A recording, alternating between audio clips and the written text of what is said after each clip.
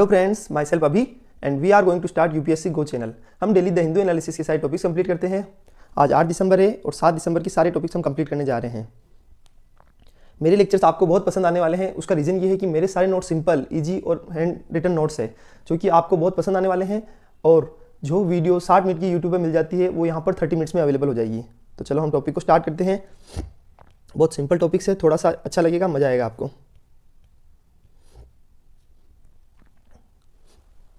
सबसे पहले giant hole on the sun cloud fit 60 earth it's now exploding. अब एक चीज़ समझो, अभी क्या हो रहा है कि जो सन है वहाँ पर एक होल हो चुका है, ठीक है, और उस होल के अंदर 60 अर्थ आ सकती है। मतलब इतना बड़ा होल है, आप सोचिए 60 अर्थ मतलब 60 अर्थ के बराबर होल हो चुका है। और अगर होल बड़ा होगा तो वहाँ से सन फ्लेयर्स निकलेंगे। सन फ्लेयर्स का मतलब क्या होता है, जो सूर्य से किरणें होती है उसका एक मतलब नहीं बोलते गुंबद, वो एक निकलेगा।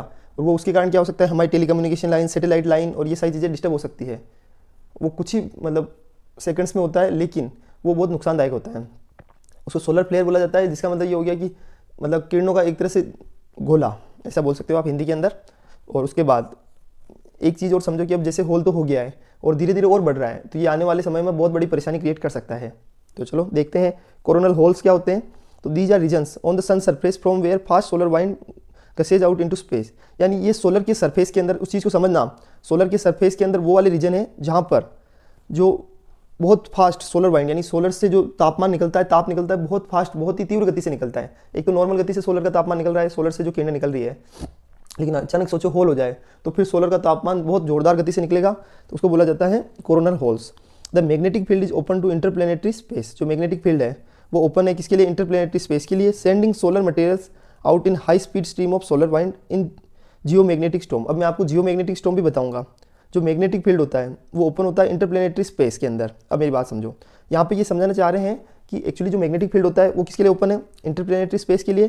कुछ सोलर मटेरियल, सन से सोलर मटेरियल निकलेगा। आपके लिए थोड़ा सा अजीब होगा, लेकिन एक छोटी सी चीज़ समझ लो हिंदी के अंदर कि सोलर के अंदर एक होल हो चुका है सूर्य के अंदर, और उससे सोलर फ्लेयर्स या सोलर की ऐसी विकिरणें निकल रही है जो कि एक्चुअल में टेलीकम्युनिकेशन को ख़राब कर रही है, सैटेलाइट को ख़राब कर रही है, और सैटेलाइट को ख़राब कर सकती है, टेलीकम्युनिकेशन सिस्टम को बिगाड़ सकती है, उसके अलावा नेटवर्किंग सिस्टम को बिगाड़ सकती है, इस तरह के इशू क्रिएट कर सकती है। तो magnetic field is open to interplanetary space sending solar materials out in high speed stream of solar wind आई जियो मैग्नेटिक स्टॉर्म। मैं इसको भी समझा दूंगा आपको। यहाँ पर बहुत कम टेम्परेचर होता है, lower temperature. Coronal holes can last between a few मतलब वीक्स टू फ्यू मंथ्स, यानी ये कुछ सप्ताह से कुछ महीने तक रह सकता है, और इसके अंदर बहुत ही कम टेम्परेचर होता है, ये चीज़ याद रखना। अब देखो जियो मैग्नेटिक स्टॉर्म भी समझा देता हूँ। It is a solar storm that occurs during the release of magnetic energy associated with sunspot. यानी सन के अंदर जो सनस्पॉट का मतलब क्या होता है, सन के अंदर ऐसी जगह भी होती है जहाँ पे बिल्कुल अंधेरा होता है, यहाँ एक तरह से सन के अंदर भी दाग होते हैं। तो जहाँ से मैग्नेटिक एनर्जी जब रिलीज होती है उस टाइम पे जो सोलर स्टॉर्म्स आते हैं यानी सोलर भूकंप आते हैं, उसको बोला जाता है geomagnetic storm. Can last for few minutes और आवर्स, यानी ये कुछ ही सेकंड, कुछ ही मिनट्स या कुछ ही घंटे, बस 1 घंटे के लिए रहते हैं maximum. Major disturbance of earth जो मैग्नेटोस्फीयर है that occurs when there is very efficient exchange of energy from the solar winds. कुल मिला के ये हिंदी के अंदर एक ही मतलब है कि जो सोलर वाइंड्स अगर बहुत तेज़ निकलता है, ये इसी में भी ये लिखा हुआ है, मेजर डिस्टर्बेंस ऑफ अर्थ के जो मैग्नेटोस्फीयर है उसके अंदर बहुत ज़्यादा डिस्टर्बेंस होगी, या बहुत जैसे कोई सैटेलाइट कम्युनिकेशन का चैनल हट जाएगा, टेलीकम्युनिकेशन के चैनल हट जाएंगे, रेडियो टीवी चैनल, सारी चीज़ें, मोबाइल कनेक्शंस मतलब जो हमारा टेलीफोनिक कनेक्शंस है उन सब में इश्यू आ सकते हैं when there is very efficient exchange of energy. और क्योंकि अगर बहुत ज़्यादा एनर्जी का रिलीज हो फ्रॉम द सोलर वाइंड से बहुत ज़्यादा, तो ये तो क्या जियो मैग्नेटिक स्टॉर्म। अब इसके अंदर बस वो यही लिखा हुआ है कि the magnetic field is open to interplanetary space sending solar material out in high speed stream of solar wind. कुल मिला के जियो मैग्नेटिक स्टॉर्म को भेजने का काम कौन करता है, कोरोनल होल्स। बस इस चीज़ को समझो। थोड़ी सी लैंग्वेज टफ हो सकती है, लेकिन आपको समझना होगा कि एक्चुअली कोरोनल होल्स का मतलब क्या है, कि भाई सूरज के अंदर एक ऐसा होल हो चुका है और उस होल से ऐसे सोलर स्टॉर्म, जियो मैग्नेटिक स्टॉर्म बोला जाता है जिसको, वो निकल रहा है। उसके कारण सैटेलाइट, टेलीकम्युनिकेशन लाइंस और जो भी हमारे पृथ्वी के अंदर जो बड़े बड़े मतलब वर्किंग स्टेशन है वो अगर डिस्टर्ब हो रहे हैं तो उसको क्या बोला जाएगा, उसको बोला जाएगा कोरोनल मतलब होल के थ्रू वो डिस्टर्बेंस हो रही है। उसको सोलर स्पेयर बोला जाता है, जो सोलर की किरणें होती है, और वो कहाँ से निकलती है, कोरोनल होल से निकलती है, और उससे जियो मैग्नेटिक स्टॉर्म भी निकला जाता है। मतलब बहुत ज़्यादा सोलर की एकदम किरणों का बहुत बड़ा झुंड, ऐसा बोल सकते हो आप। चलो नेक्स्ट टॉपिक समझो, बहुत इंपॉर्टेंट है। यूके यूनिवर्सिटी एकेडमी की सेंडिंग मतलब is landing expertise to cut India snake bite death. अभी इस चीज़ को समझो। देखो इंडिया के अंदर अभी स्नेक बाइट के केस सबसे ज़्यादा है, याद रखना। इंडिया के अंदर जो स्नेक बाइट के अगर केसेज है तो सबसे ज़्यादा स्नेक बाइट के केस कहाँ है, इंडिया के अंदर। अगर टोटल कोई भी जैसे 1 लाख केस है तो केवल 50,000 केस तो इंडिया के अंदर है। अभी मैं बताऊंगा टोटल केस भी आपको समझाऊंगा। तो अभी स्नेक बाइट एनवोनम एनवेनमिंग, इसको बोला जाता है snake bite envenoming. India has the highest या India is the biggest burden of death due to snake bite. India के अंदर बिगेस्ट बर्डन ऑफ डेथ होती है किसके कारण? स्नेक बाइट के कारण। वर्ल्ड वाइड लेवल पर अगर डेथ होती है टोटल डेथ, तो उसमें सबसे ज़्यादा डेथ इंडिया के अंदर होती है। WHO formally listed snake bite मतलब snake bite envenom as a highest priority neglected tropical disease in June 2017। WHO के हिसाब से 2017 में WHO ने बोला था कि, और उन्होंने इसको WHO ने इसको लिस्ट किया था किसके अंदर? नेग्लेक्टेड ट्रॉपिकल डिसीज, यानी जिसको हाईएस्ट नेग्लेक्टेड ट्रॉपिकल डिसीज, यानी जिसको सबसे ज़्यादा नेग्लेक्ट किया है, उस नेग्लेक्टेड ट्रॉपिकल डिसीज के अंदर हाईएस्ट प्रायोरिटी पर किसको डाला है? हमारी स्नेक बाइट को, क्योंकि इस पर लोग ध्यान नहीं देते। लेकिन ये भी अपने आप में एक बहुत बड़ी दिक्कत है, क्योंकि इससे डेथ हो रही है, इसका मतलब ये तो है ना, ये अपने आप में बहुत बड़ा इशू है, लेकिन इस पर ध्यान दिया ही नहीं जा रहा है। स्नेक बाइट एनवेनमिंग 80 का मतलब मैंने उसको शॉर्ट फॉर्म में लिख दिया है, is a potentially life threatening disease, यानी ये एक पोटेंशियली लाइफ थ्रेटनिंग डिसीज है as a result from the injection of a mixture of venom following a bite of venomous snake. अब इस चीज़ को समझो, क्या स्नेक बाइट किससे होता है? तो स्नेक बाइट किससे होता है कि जो हमारे विनोमस स्नेक होता है, यानी जो जहरीले स्नेक होते हैं, बहुत सारे स्नेक ऐसे होते हैं, आपको ऐसा लगता है कि हर सांप के अंदर जहर होता है, नहीं होता है। हर सांप के काटने से आदमी की डेथ नहीं होती है। कुछ सांप ऐसे होते हैं जिनके अंदर एक्चुअल में जहर होता है, विनोमस स्नेक बोला जाता है उनको। उनके अंदर वो जब ऐसा कट करते हैं तो उनके अंदर जो जहर होता है उसके इंजेक्शन के कारण, उसके विनोम के कारण क्या हो सकता है? ये स्नेक बाइट वाली डिसीज हो सकती है, लाइफ थ्रेटनिंग डिसीज हो सकती है। लेकिन उसके साथ में कुछ ऐसे भी स्नेक्स होते हैं जिनके थूक के अंदर भी जहर होता है, और उनका थूक कुछ मीटर्स तक, कुछ फीट तक जा सकता है, कोबरा स्नेक। तो ये ऐसे स्नेक्स होते हैं जो एक पलक झपकते ही आदमी को कर सकते हैं, मतलब मार सकते हैं, इतना इनके अंदर इतना जहर होता है। और अगर ये जो स्पीड करते हैं बहुत सारे स्नेक्स, यानी थूकते हैं जहर को, अगर उनका जहर आंखों में चला जाए तो आदमी की इंस्टेंट डेथ हो जाती है, या आंखें ब्लाइंड हो जाती है, ऐसा भी है। तो इस तरह can also be caused from venom spread into the eyes by certain species of snakes. Snakes की जो सर्टेन स्पीसीज है उसके द्वारा जो विनोम स्प्रेड, यानी उसको थूक दिया जाता है, स्प्रे फैला दिया जाता है इनटू द आइज, और अगर आइज में फैला दिया जाता है तो उसके कारण आदमी की डेथ हो जाएगी। इस चीज़ को समझ लो। इसलिए अगर कभी भी स्नेक बाइट करता है तो आपको डरने की जरूरत नहीं है कि ये हम इंस्टेंट डेथ हो जाएगी, तुरंत आपको प्रिकॉशनरी एक्शन ले। आप वहाँ पर अपने जहाँ पर स्नेक बाइट किया उसके जस्ट ऊपर एकदम अच्छे से, मतलब जैसे पैर पे काटा है तो पैर के ऊपर जस्ट एक अच्छे से एक बड़ा सा मतलब रुमाल ले या कपड़ा ले, जिससे बिल्कुल टाइट बांध दो ताकि जहर ऊपर नहीं जा सके, और तुरंत डॉक्टर के पास आपको प्राइमरी हेल्प लेनी है और हॉस्पिटल जाना है, तो आपके बचने की पूरी पॉसिबिलिटी है, बाकी कोई पॉसिबिलिटी नहीं है। Snake bite poses has a high risk in tropical and subtropical region of Africa. अब इस चीज़ को समझ लो, जो स्नेक बाइट है वो पोज करता है, यानी वो लाता है has a high risk in tropical and subtropical region of Africa. तो आपको क्या लगता है कि स्नेक बाइट के सबसे ज़्यादा मतलब केसेस कहाँ होंगे? तो जैसे अफ्रीका हो गया, मिडिल ईस्ट हो गया, एशिया हो गया, ओशिनिया हो गया, अमेरिका हो गया, यहाँ पर बहुत ज़्यादा मात्रा में केस है। ऑस्ट्रेलिया में बहुत कम है। ऐसा रीज़न क्या है? क्योंकि देखो अभी जैसे इंडिया है तो यहाँ पर मतलब प्रिवेंटिव एक्शंस नहीं लिए जाते हैं। अभी भी लोग, जैसे अपन देखते हैं कि भाई गांव में रह रहे तो डांडिया बोलते हैं, गांव के अंदर लोग रह रहे तो गांव के अंदर अभी भी कच्चे मकान हैं, वहाँ पर प्रॉपर एक्शंस नहीं रह रखे, ऊपर से बहुत सारे जने खेतों पर सो जाते हैं, तो वहाँ पर सांप अगर काट देता है उनको, तो इस तरह जो सब ट्रॉपिकल रीजन से और ट्रॉपिकल रीजन से वहाँ पर स्नेक बाइट की सबसे ज़्यादा केसेज है। अब इम्पैक्ट क्या होते हैं? तो सबसे पहले ये इम्पैक्ट करता है ब्रेन को इफेक्ट करता है। अगर इस मतलब स्नेक ने बाइट किया है तो उसके कारण ब्रेन पर इफेक्ट पड़ेगा, और पहले तो जहर पूरे बॉडी में फैलेगा, और उसके बाद क्या होगा? सबसे पहले ब्रेन पर इफेक्ट पड़ेगा, और धीरे धीरे उसका ब्रेन काम करना कम हो जाएगा, और उसके बाद डेथ हो जाएगी। As per WHO world health organisation के हिसाब से टोटल वर्ल्ड में कितने केस है? 81,410 to 1,37,880 people around in world die each year because of snake bite. Snake bite के कारण कितने आदमी की डेथ होती है? 81,000 से लेकर 1,37,000 तक। अब इस चीज़ को देखो, इसमें तो इन्होंने बोल दिया 81,000, ठीक है, और अभी उसका अपन ने क्या पढ़ा था? बिगेस्ट बर्डन ऑफ स्नेक, और टोटल उसके अंदर 50,000 केस तो इंडिया के अंदर ही है। तो अब चीज़ को समझो कि 50% रेशियो तो हमारे इंडिया के अंदर है, तो ये अपने आप में छोटी बात नहीं है कि भाई इंडिया के अंदर स्नेक बाइट के अंदर कितना बड़ा इशू आ जाता है। WHO का रोड मैप क्या है फॉर स्नेक बाइट एनवेनमिंग के लिए? इसको देखो अभी, तो WHO का रोड मैप भी देख लेते हैं। Aim to halve death from snake bites by 2030, यानी इस WHO का उद्देश्य है कि जो 2030 तक स्नेक बाइट के कारण अगर कोई भी डेथ होती है, स्नेक बाइट के कारण जो डेथ होती है उसको आधा करने का टारगेट है उनका, हाल्व यानी हाफ करना है उनको, कितने को? डेथ को आधा करना है। प्लान ए पायलट प्रोजेक्ट, उन्होंने एक पायलट प्रोजेक्ट भी प्लान किया है to create a global anti venom stockpile, यानी हर जैसे बहुत सारे ऐसे सांप होते हैं, हर सांप से बचने के लिए हर सांप का अपना अपना अलग अलग जहर होता है, और उस जहर से बचने के लिए सबके अंदर एक एंटी विनोम स्टॉक पाइल को हम क्रिएट कर सकते हैं, यानी उसी के जहर से हम एंटी विनोम तैयार कर सकते हैं। और अगर ऐसा तैयार कर लेते हैं तो उससे क्या होगा? ग्लोबल लेवल पर अगर ऐसा कुछ स्टोरेज है, किसी भी व्यक्ति ने सांप को काटा है, किसी भी व्यक्ति को सांप ने काटा है, तो हम उसका तुरंत इलाज निकाल सकते हैं। इंडिया एंड इनिशिएटिव, इंडिया की क्या इनिशिएटिव है? जो हमारा ICMR है, Indian council of medical research, उन्होंने स्टार्ट किया है कम्युनिटी अवेयरनेस फ्रॉम 2013 से उन्होंने कम्युनिटी अवेयरनेस स्टार्ट किया है, लोगों को अवेयर करना स्टार्ट कर दिया है कि आप जैसे गांव में मतलब खेतों पे हर जगह मत सो, या तो कुछ किसी ऊपर किसी जैसे मतलब आप कोई भी जैसे गांव में माचा बोलते हैं, माचे को मतलब क्या बोलते हैं उसको? चारपाई पर भी गाँव के अंदर आप सोइए तो सांप के आने की पॉसिबिलिटी थोड़ी सी कम हो जाएगी। इस तरह आपको क्या करना है कि अगर स्नेक बाइट होता है कहीं पर भी, तो स्नेक बाइट को आपको ये ध्यान में रखना होगा कि Indian council of medical research है, उन्होंने स्टार्ट किया है कम्युनिटी अवेयरनेस फ्रॉम 2013 से। उसके बाद India ratified A national action plan in 2015 in alignment with WHO road map. WHO का जो रोड मैप आया था उसके अलाइनमेंट में 2015 में भी इंडिया में भी एक नेशनल एक्शन प्लान को रेटिफाई किया गया। और इंडिया इसलिए नेशनल एक्शन प्लान लेके आया ताकि डब्ल्यूएचओ के जो टर्म्स कंडीशन है, डब्ल्यूएचओ ने जो road map pilot project start किया है, डब्ल्यूएचओ के प्रोग्राम को देखते हुए इंडिया ने भी अपने यहाँ पर नेशनल एक्शन प्रोग्राम को लेकर आया है। अब एक चीज़ समझो, हमने स्नेक बाइट्स को तो अच्छे से समझ लिया, कितने केसेज क्या होते हैं स्नेक बाइट्स के कारण, कैसे क्या, कुछ स्नेक्स विनोम वाले होते हैं, कुछ स्नेक में जहर होता ही नहीं है, और कुछ स्नेक के तो थूक के अंदर, स्पिट के अंदर भी क्या होता है, जहर होता है। अब नेग्लेक्टेड ट्रॉपिकल डिसीज क्या होती है, इसके साथ में ये भी देख लो, बहुत इंपॉर्टेंट है कि ऐसी कौन कौन सी डिसीज है जो नेग्लेक्टेड यानी जिन पर ध्यान ही नहीं दिया जा रहा है। Group of infection that are most common among marginalised communities, जो मार्जिनलाइज्ड कम्युनिटीज है उनके अंदर बहुत ज़्यादा कॉमन है in the developing region of, जैसे अफ्रीका हो गया, एशिया हो गया, अमेरिका हो गया। याद रखना, अफ्रीका, एशिया एंड अमेरिका, इसके अंदर अपने आप में ये जो बीमारियां हैं नेग्लेक्टेड यानी उन पर ध्यान ही नहीं दिया जाता है, उन पर नेग्लेक्ट कर दिया जाता है।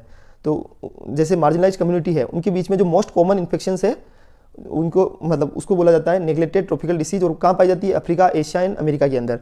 Caused by a variety of pathogens such as viruses, bacteria, protozoa and parasites. तो इसको कोज किया जाता है, इसको फैलाया जाता है by variety of variety of pathogens. Variety of pathogens है जैसे कि वायरस हो गया, बैक्टीरिया हो गया, प्रोटोजोआ हो गया एंड पैरासाइट्स हो गया। तो ये किससे फैलती है, नेग्लेक्टेड डिसीज, यानी कितनी बार वायरस से फैल जाती है, कितने बैक्टीरिया से फैल जाती है, किसी प्रोटोजोआ से भी फैल सकती है, या पैरासाइट्स यानी जो पैरासाइट्स होते हैं उनसे भी फैल सकती है। तो नेग्लेक्टेड डिसीज का कोई भरोसा नहीं है। जैसे अभी स्नेक बाइट है तो इसको भी नेग्लेक्टेड हमारी डिसीज वाली लिस्ट है, ट्रॉपिकल डिसीज, उसके अंदर डाला गया है। लेक ऑफ क्लीन वाटर और lack of waste management is some reasons. इसका सबसे बड़ा इशू क्या होता है कि देखो, क्लीन वाटर की कमी गाँव के अंदर या अर्बन एरिया भी है, वहाँ पर बहुत सारी जगह ऐसी है जहाँ पर क्लीन वाटर की कमी है, जहाँ पर क्या है, वेस्ट मैनेजमेंट को प्रॉपर्ली मैनेज नहीं किया जा रहा है। इस टाइप की जहाँ पर इशू है वहाँ सबसे बड़ा दिक्कत क्या आती है कि ये रीजन्स ऐसे हैं जिसके कारण क्या होता है, वहाँ पर कचरा फैलता है, कचरा फैलने के कारण क्या होता है, वहाँ का माहौल खराब होता है। तो इस तरह कि जहाँ पर भी स्थितियाँ है वहाँ पर पॉसिबिलिटी है कि नेग्लेक्टेड डिसीज फैलने के चांसेस ज़्यादा है। अभी स्नेक बाइट्स है, आप सोचिए कि अगर वहाँ पर स्नेक कैसे आ सकता है, सांप घर के अंदर आ सकता है, नॉर्मल बात है, लेकिन अगर थोड़ा सा हम ध्यान रखें तो ये इश्यू से बच सकते हैं।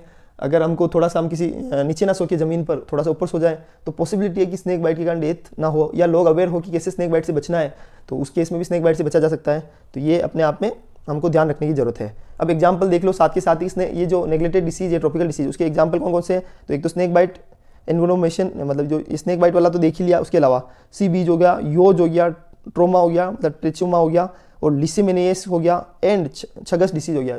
तो इस तरह की सारी डिसीज का नाम ये क्या है, नेग्लेक्टेड ट्रॉपिकल डिसीज के अंदर आती है। तो ये आपको देखना है। चलो, ये टॉपिक हमने बहुत अच्छे समझ लिया होगा। आपको ऐसा लग रहा होगा कि यार टॉपिक थोड़े से कॉम्प्लेक्स है, इसलिए आपको ऐसा लग रहा होगा यार कम समझ में आ रहे हैं, एक ही बार में याद नहीं हो रहे। नहीं, 2 बार पढ़ोगे तो याद होंगे। रीज़न ये है कि ये जो टॉपिक्स है ना वो है ही बिल्कुल नए, और उनकी लैंग्वेज ही ऐसी है। टॉपिक का मतलब जो टॉपिक है ना उसका नेचर ही ऐसा है, और जब टॉपिक का नेचर, इनहेरेंट नेचर ही ऐसा है, तो फिर क्या कर सकते हैं। अब उसके बाद एक शानदार टॉपिक आया है गरबा।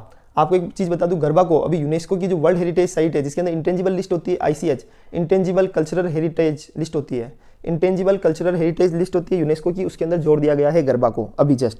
तो garba is the native dance of the Gujarat. Garba कहाँ का डांस है, गुजरात का, सब जानते हैं। नवरात्रि का जो फेस्टिवल होता है 9 दिन का, माता दुर्गा की जो सम्मान के अंदर जो फेस्टिवल किया जाता है उसके अंदर गरबा डांस किया जाता है। तो to honour the Hindu deity goddess Durga, यानी जो माता दुर्गा के सम्मान के लिए, सम्मान देने के लिए नवरात्रि को मनाया जाता है और उनके सम्मान के लिए गरबा किया जाता है। It is the joyful style of dance based on circular pattern. ये जॉयफुल डांस ऑफ पैटर्न है और इसके अंदर सर्कुलर पैटर्न पर डांस किया जाता है। Include singing in and a musical accompaniment. अब इस चीज़ को समझो, इसके अंदर क्या होता है, तो साइन किया जाता है और म्यूजिकल एकम्पनीमेंट होता है प्रोवाइडेड बाय ढोल। कुल मिला के इसके अंदर, अब जैसे क्या होता है कि इसके अंदर डांस तो होगा, सिंगिंग भी होगी, इसके अंदर लोग गाना भी गाते हैं, और साथ में म्यूजिकल मतलब इक्विपमेंट के थ्रू ढोल, जैसे ढोल हो गया, ढोलक हो गया, ड्रम हो गया, हैंड क्लैपिंग हो गया, उसके थ्रू भी ये क्या नाम है हमारे गरबा किया जा सकता है। उसके बाद गरबा डांस सेलिब्रेट, जो गरबा डांस होता है वो सेलिब्रेट करता है फर्टिलिटी, ऑनर करता है वुमनहुड को, and pay respect to the mother goddess. उसका एक ही उद्देश्य होता है गरबा डांस का, एक तो वही क्या करते हैं, फर्टिलिटी, मतलब कुल मिला के वो जो वुमन सशक्तिकरण है उसको बढ़ावा देने का काम करते हैं। क्योंकि आप सोचिए, माता जो दुर्गा है उनकी पूजा के लिए अगर 9 दिन को सेलिब्रेट किया जा रहा है, इसका मतलब क्या है, इसका मतलब एक ही है, हम नारी शक्ति का पूरी तरीके से सम्मान करते हैं। ड्यूरिंग 9 डे नवरात्रि फेस्टिवल्स, यानी नवरात्रि फेस्टिवल्स के जो 9 दिन होते हैं उसके दिन इसको सेलिब्रेट किया जाता है। इंडिया हैज 15 इंटेंजिबल्स, इंडिया के अंदर 15 इंटेंजिबल्स है, जो 15 intangible cultural heritage on the UNESCO representative list of intangible cultural heritage. मैंने आपको बोला ना यूनेस्को की एक इंटेंजिबल कल्चरल हेरिटेज लिस्ट है, तो उसके अंदर मतलब यूनेस्को के अंदर भी यूनेस्को की रिप्रेजेंटेटिव लिस्ट होती है। एक तो कल्चरल होती है, एक होती है नॉर्मल, जिसके गुड्स की मतलब जिसके अंदर किसी भी प्लेस को भी डाला जा सकता है। यूनेस्को की वर्ल्ड हेरिटेज साइट बोला जाता है, उसको क्या बोला जाता है, यूनेस्को की वर्ल्ड हेरिटेज साइट। लेकिन हेरिटेज साइट वो तो हो गया साइट जिसके अंदर लोकेशन, मतलब जैसे फॉर एग्जांपल दे रहा हूँ, सिर्फ ताजमहल जैसे कि एक लोकेशन है, वैसे ही और यूनेस्को की जो रिप्रेजेंटेटिव लिस्ट होती है किसकी, इंटेंजिबल कल्चरल हेरिटेज की, वो तो हेरिटेज साइट है क्योंकि वो एक लोकेशन है। यहाँ पर ऐसी इंटेंजिबल लिस्ट का मतलब ये होता है जिसको छू नहीं सकते हैं लेकिन इसका आनंद उठाया जा सकता है, जिसको फील किया जा सकता है एक्चुअल में ऐसा हो रहा है, बट उसको छुआ नहीं जा सकता है, स्पर्श नहीं किया जा सकता। तो उसको क्या बोला जाता है, UNESCO representative list of intangible cultural heritage. इसलिए मैं आपको समझा रहा हूँ। इंडिया के अंदर 15 ऐसी है और उसके अंदर नाम अपन देख लेते हैं कौन कौन से। सबसे पहले वैदिक चैंटिंग, यानी जो मंत्रों का उच्चारण होता है, जैसे ओम, ऐसा इस टाइप का जो जाप होता है ना, वैदिक चैंटिंग, तो उसको 2008 के अंदर उसको इंक्लूड किया गया था यूनेस्को की वर्ल्ड मतलब इंटेंजिबल कल्चरल हेरिटेज के अंदर, ICH के अंदर। उसके बाद 2008 के अंदर ही रामलीला को जोड़ दिया गया था, रामायण की।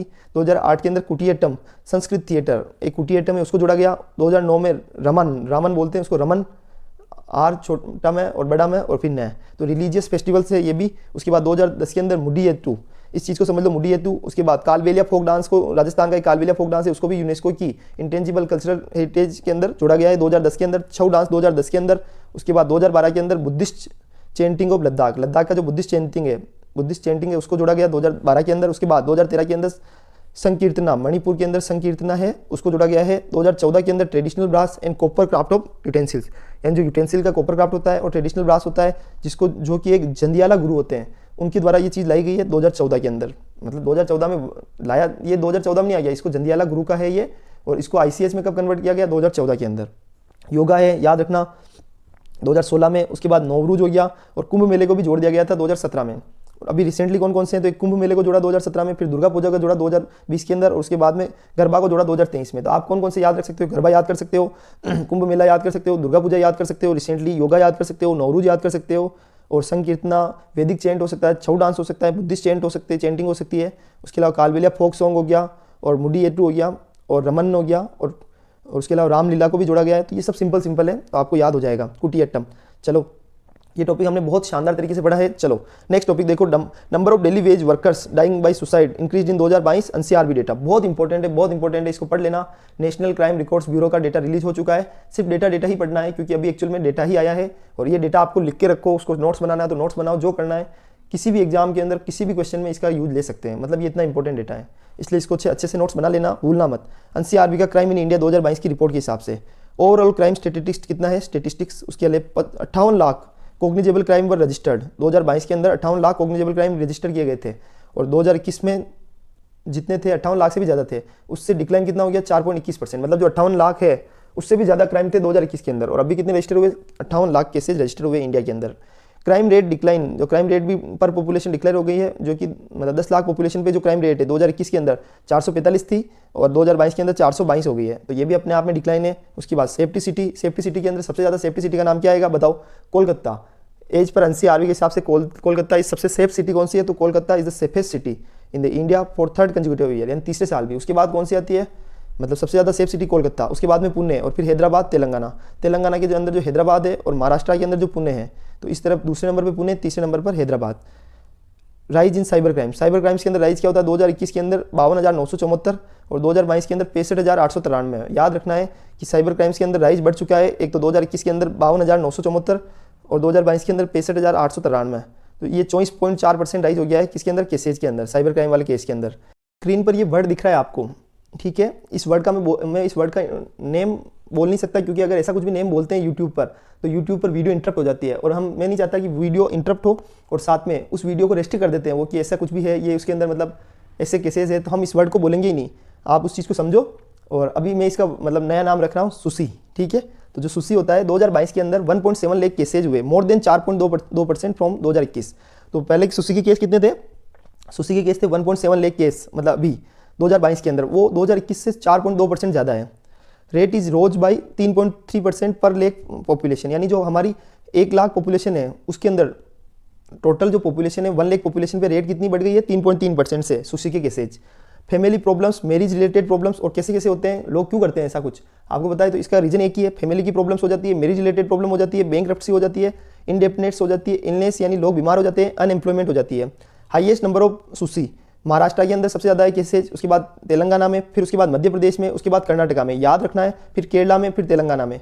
तो सबसे पहले महाराष्ट्र, फिर तमिलनाडु, फिर मध्य प्रदेश, फिर कर्नाटका, उसके बाद केरला और तेलंगाना। इस तरह हाईएस्ट नंबर ऑफ केसेज है। डेली वेज वर्कर्स मतलब उनमें से टोटल जो भी सुसी के केसेज है उसके अंदर डेली वेज के वर्कर्स कितने हैं, 26% केस तो डेली वेज के वर्कर्स यानी जो डेली बेसिस पे कमाते हैं खाते हैं और डेली बेसिस पे, तो उनके कितने केस है 26%। और स्टूडेंट्स के केसेज कितने हैं, 12,000 पर ईयर स्टूडेंट्स है वो सुसी कर लेते हैं। ठीक है, आपको भी लग रहा होगा नए नए वर्ड, बट एक्चुअली आपको समझना होगा कि ये वर्ड बोल ही नहीं सकते। Crime against SC and ST, 80 और एसटी के अगेंस्ट जो क्राइम्स होते हैं वो कौन कितने हैं, तो ओवरऑल इंक्रीज हुआ है क्राइम के अंदर। कौन किन स्टेट में हुआ है, एक तो राजस्थान में, मध्य प्रदेश में, छत्तीसगढ़ में, तेलंगाना में। एक्सपीरियंस सर्ज इन क्राइम्स, वहाँ पर क्राइम भी ज़्यादा हुए हैं और किससे रिलेटेड, 80 और एसटी से रिलेटेड। ठीक है, क्राइम अगेंस्ट वुमन के अगेंस्ट भी क्राइम हो रहे हैं, तो उसके अंदर 4,45,256 केस रजिस्टर्ड हुए हैं क्राइम के अगेंस्ट वुमन। अब आप सोचिए कि 4,45,000 कम नहीं होते हैं, टोटल क्रिमिनल केस तो 58 लाख हुए हैं, जिसमें से 4 लाख केसेस तो इसके ही हो गए हैं, तो ये रेशियो कम नहीं होता है। 4% इंक्रीज फ्रॉम 2021 के अंदर जो केस थे उससे ज़्यादा 4% इंक्रीज हुए हैं। क्रूलिटी बाई हस्बैंड और हिज रिलेटिव, इसके अंदर क्या होता है, उसके हस्बैंड या उनके रिलेटिव्स के द्वारा क्रूलिटी यानी एक तरह से निर्दयता दिखाई जाती है। किडनैपिंग करना, एब्डक्शन ऑफ वुमन को किडनैप कर लिया जाता है और वुमन के ऊपर अत्याचार किए जाते हैं इस तरह। और बच्चों के अगेंस्ट कैसे क्राइम होते हैं, उसके अंदर 8.7% का इंक्रीज हुआ है 2021 से। किडनैपिंग के केस है, टोटल जो बच्चों से रिलेटेड केस है उसमें किडनैपिंग के केस तो 45% और एब्डक्शन यानी उन पर जो अत्याचार की केस है वो 39% की केस है। क्राइम अगेंस्ट सीनियर सिटीजन के अगेंस्ट जो क्राइम्स होते हैं उसके अंदर crime against senior citizen rose by 9.3%। अब इस चीज़ को समझो कि अगर सीनियर सिटीजन के अगेंस्ट मतलब क्राइम कैसे होते हैं, उनको जैसे बाहर छोड़ देना, उनको डराना चमकाना, ऐसे नहीं बोलते कि भाई उनको डांटना, इस तरह के रिलेटेड जो भी क्राइम्स है सीनियर सिटीजन से रिलेटेड, रोज बाई 9.3% टू 28, अभी टोटल कितने 28,500 केसेज है कंपेयर टू 26,000 केसेज। चोरी के केस है 13.8%, चीटिंग के केस है 11.2%। तो इस तरह चोरी, फोर्जरी और जो चीटिंग के केस है वो भी बहुत ज़्यादा हो गए हैं। एनिमल अटैक्स कितने हैं, getting injured due to animal attacks, यानी जो एनिमल अटैक्स है उसके कारण भी इंजरी बहुत ज़्यादा बढ़ रही है। अब जैसे क्या होता है कि एक आपको बताइए, हम सुनते हैं कि पेंथर घुस गया गांव के अंदर, तो पेंथर अगर घुस जाता है तो उसके कारण भी हाथी घुस जाते हैं, वो कितनी बार प्रॉपर्टी का भी लॉस कर देते हैं, लाइफ का भी लॉस हो जाता है, आदमी की डेथ हो जाती है उससे। तो उसके कारण जो इंजरी हुई है एनिमल अटैक्स के कारण, उसके अंदर 19% इंक्रीज हुआ है, ध्यान रखना 2022 के अंदर 19% इंक्रीज। उसका रीजन क्या है, एनिमल, और हमने इसके एडिटोरियल पढ़े हैं कि एनिमल और जो इंसान है, ह्यूमन एनिमल कॉन्फ्लिक्ट क्यों होता है, क्योंकि हम उनकी जगह में जा रहे हैं। अगर हम उनकी जगह को डिस्टर्ब ना करें, उनकी बायोडाइवर्सिटी को डिस्टर्ब बिल्कुल ना करें, वो अपने एरिया में खुश से रह रहे हैं तो कोई तकलीफ ही नहीं है। लेकिन हम क्या करते हैं, धीरे धीरे पेड़ों की कटाई इतनी हो रही है, जंगलों का दोहन हो रहा है, तो फिर जगह ऑटोमेटिक कम हो रही है, तो उनके लिए रहने का स्पेस नहीं होता है। फिर वो क्या करते हैं, मानव एरिया में आ जाते हैं, आएंगे ऑब्वियसली, क्योंकि हमने हमारे एरिया को उधर बसा दिया है, तो ये तो गलत है ना। हाईएस्ट नंबर ऑफ अटैक्स कहाँ हुए, तो यूपी, ओडिशा, तमिलनाडु, छत्तीसगढ़ और मध्य प्रदेश। यहाँ पर सबसे ज़्यादा अटैक्स हुए हैं, एक तो UP, Odisha, Tamil Nadu, Chhattisgarh, Madhya Pradesh. Animal and insect bite भी के केस भी बढ़े हैं, वो 16% से बढ़ गए। अब आप सोचिए कि इंसेक्ट बाइट और एनिमल की बाइट, जैसे कि उसके अंदर स्नेक आ गए, स्नेक की बाइट भी टोटल 2022 के अंदर टोटल मिला के सब चीज़ों का समझा के 22% केसेस बढ़े हैं। और उसके अलावा स्टेट के अगेंस्ट ऑफेंस हो गए हैं, जैसे कि भाई स्टेट्स के अगेंस्ट विरोध करना, और ये सारे जो भी ऑफेंसेज होते हैं वो इंक्रीज हुए हैं 2022 के अंदर, और ज़्यादा इंक्रीज हुए हैं।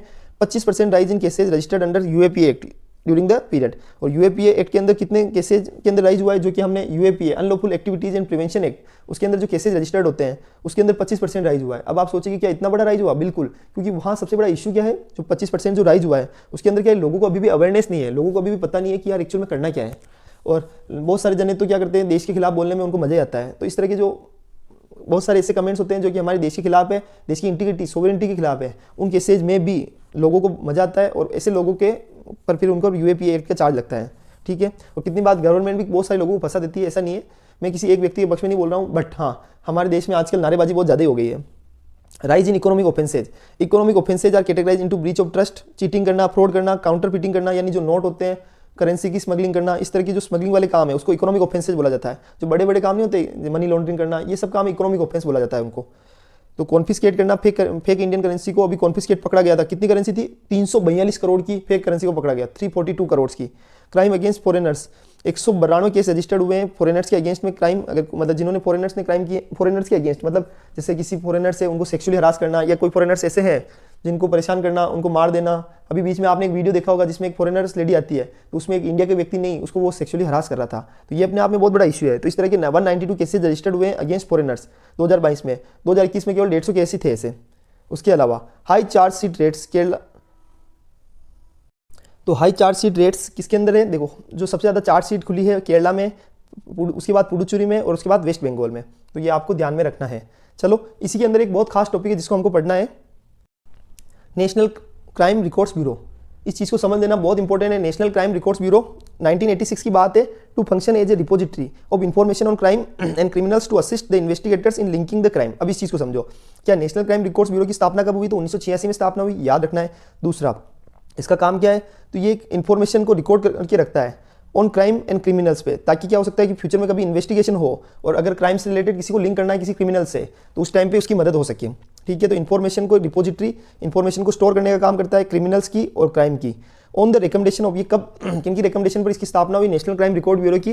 तो एक तो टंडन कमेटी, याद रखना बहुत इंपॉर्टेंट है, Tandon committee, national police commission 1997 से 1981, 1977 से 1981 और ministry of Home affairs task force के द्वारा 1985 के अंदर।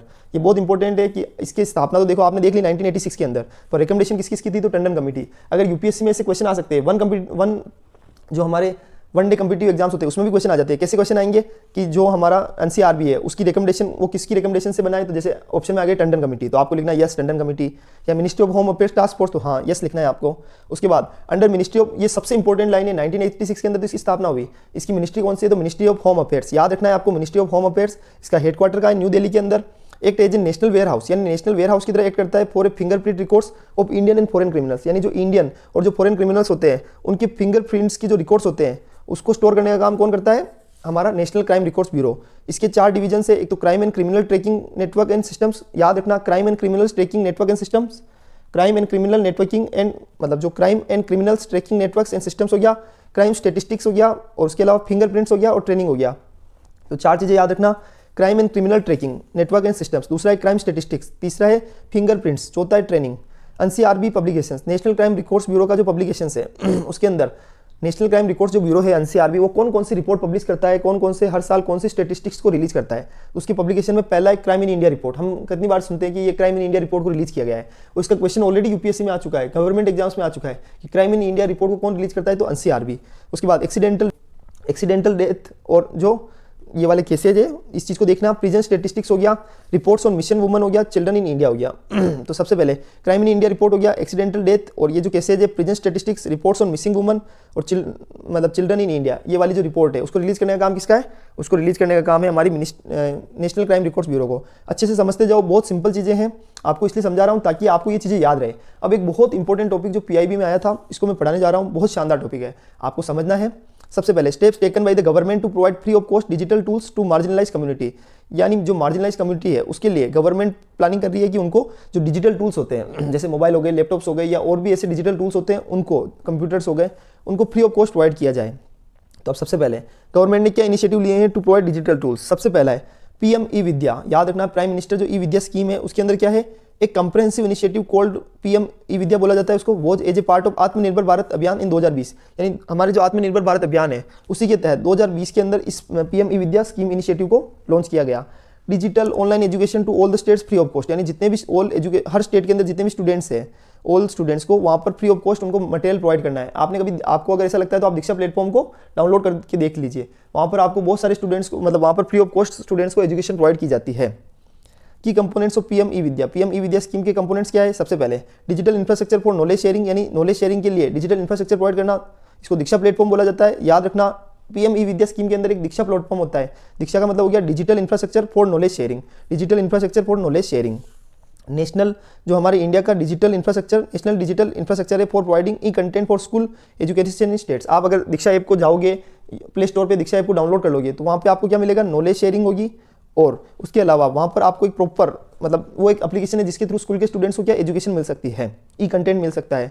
दीक्षा पोर्टल एंड मोबाइल ऐप मैंने ऑलरेडी बता दिया कि ऑलरेडी लॉन्च कर दिया गया है, किसके द्वारा? मिनिस्ट्री ऑफ एजुकेशन के द्वारा। पीएम ई विद्या डीटीएच टीवी चैनल्स, यानी जो प्राइम मिनिस्टर जो ई विद्या है उसके अंदर डीटीएच टीवी चैनल्स को भी चालू कर दिया है। डीटीएच के टीवी चैनल्स को, ऐसा क्यों? उसके अंदर 200 टीवी चैनल्स को ऐड किया गया है टू प्रोवाइड सप्लीमेंट्री एजुकेशन, यानी जो सप्लीमेंट्री एजुकेशन होती है उसको प्रोवाइड करने के लिए 200 टीवी चैनल्स को प्रोवाइड किया गया है। अब इस चीज़ को समझो कि जो टीवी चैनल है कितने? 200, तब उसका एक ही बेनिफिट है कि इतने सारे टीवी चैनल्स का क्या एक्चुअल में 200 TV channels to provide supplementary education? तो यस, उसका रीज़न ये है, हर लैंग्वेज के अंदर, इंडिया के अंदर मल्टीपल लैंग्वेज यानी बहुत सारी लैंग्वेज है, तो हर लैंग्वेज के अंदर उस टीवी चैनल को प्रोवाइड किया जाएगा और उसके अंदर नॉलेज दिया जाएगा, जैसे राज्यसभा, लोकसभा, देश के बारे में, अलग अलग कंटेंट के बारे में, वो भी लोकल लैंग्वेज के अंदर, जैसे पंजाबी हो गया, मराठी हो गया, उसके बाद राजस्थानी हो गया, मेवाड़ी हो गया, मारवाड़ी हो गया, बहुत सारी लैंग्वेज है, ऐसे करके 200 लैंग्वेजेज है। अब दूसरा समझो, डिजिटली एक्सेसिबल इन्फॉर्मेशन सिस्टम को भी लॉन्च किया गया है सरकार के द्वारा। उसके अंदर क्या होता है कि जो विजुअली और हेयरली इम्पेयर्ड पर्सन होते हैं, जो कि बोल नहीं सकते हैं, जो देख नहीं सकते हैं, वो जो विजुअली पर्सन्स होते हैं उनको इन्फॉर्मेशन सिस्टम प्रोवाइड करने का काम किसका है, ये डिजिटली एक्सेसिबल इन्फॉर्मेशन सिस्टम। उसके बाद virtual labs and skilling E labs, यानी वर्चुअल लैब प्रोवाइड की जाएगी, स्किलिंग ई लैब प्रोवाइड की जाएगी किसको, 750 वर्चुअल लैब्स प्रोवाइड की जाएगी किसको, स्टूडेंट्स को, और जो उसमें उन वर्चुअल लैब्स का यूज़ करके स्टूडेंट एजुकेशन को एक्चुअल में ग्रहण कर सकते हैं। ठीक है, उसके अलावा समग्र शिक्षा लॉन्च की गई है। समग्र शिक्षा इनिशिएटिव याद हो तो जो ICT एंड डिजिटल इनिशिएटिव है ये एक समग्र शिक्षा इनिशिएटिव। उसके अलावा साथी पोर्टल, अभी जस्ट थोड़े दिन पहले हमने साथी पोर्टल को अच्छे से पढ़ा था कि मिनिस्ट्री ऑफ एजुकेशन ने लॉन्च किया है। किसके लिए, स्टूडेंट को असिस्ट किया जाता है कम्पिटिटिव एग्जाम्स के लिए। ऑल इंडिया में जितने भी कम्पिटिटिव एग्जाम्स है, जैसे UPSC से लेकर जितने भी IIT, ये सारे एग्जाम्स, उसके लिए एक साथी पोर्टल को लॉन्च किया गया है। और धीरे धीरे इस साथी पोर्टल में और भी लेक्चर्स, वीडियो लेक्चर्स जुड़े जा रहे हैं, ये सब फ्री ऑफ कॉस्ट प्रोवाइड किया जाएगा। तो हमने साथी पोर्टल को भी बहुत अच्छे से समझ लिया है। बहुत सिंपल टॉपिक था। साथी पोर्टल, समग्र शिक्षा platform, virtual labs and skilling E labs हो गया, डिजिटली एक्सेसिबल इन्फॉर्मेशन सिस्टम हो गया, PM ई विद्या, डिजिटल DTH TV चैनल्स हो गए, और उसके अलावा digital infrastructure for knowledge sharing, Diksha platform, ये सारी चीज़ें हमने पढ़ ली है। चलो नेशनल क्राइम रिकॉर्ड्स ब्यूरो की पब्लिकेशंस को देख लो। ये मैंने सारी चीज़ें बहुत शानदार तरीके से समझाई थी। याद रखना, नेशनल क्राइम रिकॉर्ड्स जो ब्यूरो होता है वो एक तो मिनिस्ट्री ऑफ होम अफेयर्स के अंदर आता है, 1986 में सेटअप हुआ था। टंडन कमेटी या फिर नेशनल पुलिस कमीशन या ministry of Home affairs task force, उनके कारण उनके रिकमेंडेशन पर इसकी स्थापना हुई है, और हेडक्वार्टर है न्यू दिल्ली। चलो ये टॉपिक देख लिया है। उसके बाद और क्या टॉपिक्स है, हमने जो ये दूसरे सारी रिकॉर्ड्स को देख लिया है। एंड हमारे जो गरबा डांस है उसको अभी क्या किया गया, यूनेस्को की इंटेंजिबल कल्चरल हेरिटेज के अंदर उसको जोड़ा गया है। तो ये उसके अंदर 15 नाम है इंडिया के, तो उन सारी चीज़ों को हमने पढ़ लिया है। उसके अलावा और क्या टॉपिक्स थे, नेग्लेक्टेड ट्रॉपिकल डिसीज को बहुत शानदार तरीके से समझा है, और स्नेक जो बाइट होती है उसको भी पूरे टॉपिक को शानदार तरीके से समझा है कि नेग्लेक्टेड ट्रॉपिकल डिसीज के अंदर इसको जोड़ दिया गया है। ये तो आपको मैंने बता ही दिया था। देखो, neglected tropical disease in June 2017 के अंदर WHO के द्वारा जोड़ा गया था। ये आ सकता है, इसका स्टेटमेंट UPSC में आ सकता है, याद रखना है, ये आपको ध्यान में रखना है। और उसके अलावा हमने और क्या टॉपिक पढ़े हैं, जियो मैग्नेटिक स्टॉर्म को पढ़ लिया है और कोरोनल होल्स को पढ़ लिया है। चलो अभी मैं आपको एक दो टॉपिक सिर्फ पढ़ने के लिए, सिर्फ समझाने के लिए, उसमें कुछ है नहीं बट फिर भी बताना है आपको। देखो टॉपिक देखो, इंडिया रिमाइंड करता है Myanmar to return to federal democracy. India ने बोला है कि अब म्यांमार के अंदर भी क्या क्यों हो रखा था, और वहाँ के आर्मी के लोग वहाँ के लोगों को, लोकल लोगों को भी मारते हैं। मतलब आप सोचिए कि दया ही नहीं है। एक ट्रेंड आर्मी का रूल क्या होता है, वो कभी भी लोकल इंसानों पे वार नहीं कर सकती। आपको पता है कि जब अफगानिस्तान पर और वॉर हुआ था तो तालिबान ने क्या किया, मतलब अफगानिस्तान पर जब अभी तालिबान का जब अफगानिस्तान पर शासन हो गया था उस टाइम US बाहर निकल गया था। तो तालिबानी लोगों में वो ऐसा कुछ, वो ट्रेंड आर्मी नहीं है, तो इस कारण वो क्या होते हैं, लोकल लोगों को भी मार देते हैं। लेकिन वही अगर आप दूसरी जगह देखोगे, रशियन आर्मी जो कि ट्रेंड आर्मी थी, तो जब यूक्रेन में वॉर हुआ तो यूक्रेन की जब लोग पब्लिक बाहर आ गई घरों से, तो उन्होंने उन पर कोई भी अटैक नहीं किया, क्योंकि वो ट्रेंड आर्मी होती है और ट्रेंड आर्मी का रूल होता है कि वो लोकल लोगों को कुछ नहीं करती है। वैसे ही बट वहाँ पे म्यांमार में तो क्या हो रहा है, लोकल लोगों को भी मार दिया जाता है आर्मी के द्वारा। तो अब उन्होंने बोला है, भारत ने रिमाइंड किया है म्यांमार को कि आप डेमोक्रेसी के अंदर फेडरल डेमोक्रेसी को अपनाओ। चलो ये टॉपिक हो गया। उसके अलावा एक स्पेशल इंक्वायरी कमेटी है, उसका रोल क्या है पार्लियामेंट में, तो इससे रिलेटेड केस को मैं समझा देता हूँ। एक महुआ मोइत्रा वाला केस आपको कितनी बार पढ़ा चुका हूँ मैं, फिर भी वापस आज बता रहा हूँ उससे रिलेटेड कि उसके अंदर उनको या तो पार्लियामेंट से हटा दिया जा सकता है या पार्लियामेंट से उनको मतलब रिजाइन करना पड़ेगा अभी। तो ऐसा होने वाला पॉसिबिलिटी है। उसका रीज़न ये है, उसका रीज़न यही है क्योंकि उन्होंने क्या किया कि एक बिजनेस फर्म होती है जिसके साथ में अटैच हो गए। बिजनेस फर्म्स के कहने पे उन्होंने क्वेश्चन पूछा पार्लियामेंट के अंदर, और पार्लियामेंट की जो ऑफिशियल जो लॉगिन क्रेडेंशियल होती है उसको भी शेयर कर दिया उस बिजनेस फर्म के साथ में, और बिना परमिशन के उसी व्यक्ति के बेनिफिट के लिए उन्होंने क्वेश्चन पूछा है। तो इस तरह उन्होंने हमारे जो एथिक्स कमेटी है, प्रिविलेज कमेटी है, और इस तरह की जो रूल्स है पार्लियामेंट के उनको तोड़े हैं। तो एथिक्स कमेटी का रोल आ गया। अब एथिक्स कमेटी क्या लोकसभा राज्यसभा दोनों में होती है? तो बिल्कुल होती है। राज्यसभा में पहले स्थापना हो गई 1997 के अंदर, लोकसभा के अंदर 2000 के अंदर स्थापना हुई। ये सारी चीज़ें आपको याद रखनी है। चलो अगर मैं ऐसा लगेगा तो मैं आपको कल एथिक्स कमेटी भी पढ़ा दूंगा आपको, बट इसके अंदर ऐसा कुछ था नहीं इस केस के अंदर, बस आपको समझाना था कि वो महुआ मोइत्रा वाला केस क्या चल रहा है। चलो ये देख लिया है। एक ये थोड़ा सा देख लो, 114 seats migrant quota clear for Jammu and Kashmir assembly के लिए, ठीक है। तो अभी एक Jammu Kashmir reorganisation amendment bill 2023 आया है और Jammu and Kashmir reservation amendment bill 2023 आ चुका है, ठीक है। ये कभी लेके आए हमारे जो अमित शाह है गृह मंत्री, उन्होंने अभी इसको मतलब इसको बिल को लेकर आए हैं। उसके अंदर जो Jammu Kashmir reorganisation amendment bill 2023 है उसके तहत लोगों को रिजर्वेशन दिया जाएगा। इसका उद्देश्य क्या होगा, टोटल नंबर ऑफ जो सीट्स है जम्मू कश्मीर असेंबली में अब कितनी हो जाएगी, 114। पहले कितनी थी, 107। अब उसके बाद पहली बार 9 सीट्स रिजर्व की गई है फॉर द शेड्यूल ट्राइब। जो शेड्यूल ट्राइब है, कश्मीरी जो शेड्यूल ट्राइब है, उनके लिए 9 सीट्स को रिजर्व किया गया है। It also empowers to lieutenant governor, जो लेफ्टिनेंट गवर्नर होता है उनकी पावर को भी बढ़ा दिया गया है ताकि वो नॉमिनेट कर सकते हैं 3 मेंबर्स। असेंबली के अंदर 3 मेंबर्स को नॉमिनेट करने का पावर किसके पास है, लेफ्टिनेंट गवर्नर के पास में। 2 मेंबर्स तो कहाँ से होंगे, कश्मीरी माइग्रेंट से। जो कश्मीरी माइग्रेंट्स कौन से हैं, जो पाकिस्तान ऑक्यूपाइड कश्मीर से आए हैं, मतलब POK से जो माइग्रेंट्स आए हैं, विथ 1 नॉमिनी, उसमें से एक वुमन होगी। And 1 member from among the people from POK, मतलब दो समझो, एक तो कश्मीरी जो माइग्रेंट्स होते हैं दो तो वहाँ से होंगे और एक कहाँ से हो गया, जो पाकिस्तान ऑक्यूपाइड कश्मीर है, from among the people from Pakistan occupied Kashmir who took refuge in India following the Wars with Pakistan 1947, 1965 और 1971 का जब वॉर हुआ था, तब जो पाकिस्तान छोड़कर पीओके से भारत में आ गए थे, उनमें से एक जने को नॉमिनेट कर सकता है कौन, लेफ्टिनेंट गवर्नर। तो दो तो हो गए कश्मीरी माइग्रेंट से और एक हो गया है पाकिस्तान ऑक्यूपाइड कश्मीर से जो रिफ्यूजी आए होंगे। तो ये रिजर्व बिल्स में क्या कर रहा है ये जो वीक और अंडर प्रिविलेज क्लास से पहले वहाँ पर डिक्लेयर कर रखी थी, उसको अब क्या बोला जाएगा, अदर बैकवर्ड क्लास में कन्वर्ट कर दिया गया है। जो जम्मू कश्मीर रिजर्वेशन एक 2004 आया था, उसके अंदर क्या था, एक specially weak and unprivileged classes को डाला गया था, उसकी जगह अब क्या कर दिया गया है, अदर बैकवर्ड क्लासेज में उनको डाल दिया गया है। बस सिंपल है, इसको सिर्फ ध्यान में रखना था आपको, इसलिए बता दिया कि ये एक इन्फॉर्मेशन जानकारी आपके जानने के लिए होनी चाहिए। सारे टॉपिक्स को बहुत ईमानदारी से हमने पढ़ लिया है। थैंक यू सो मच, अच्छे से पढ़िए समझिए। टेलीग्राम का लिंक दे रहा हूँ, उसको ज्वाइन कर लीजिए। कुछ भी कमी होती है कमेंट कीजिए, हम उसमें इंप्रूव करेंगे। Thank you so much. जय हिंद, जय भारत, भारत माता की जय।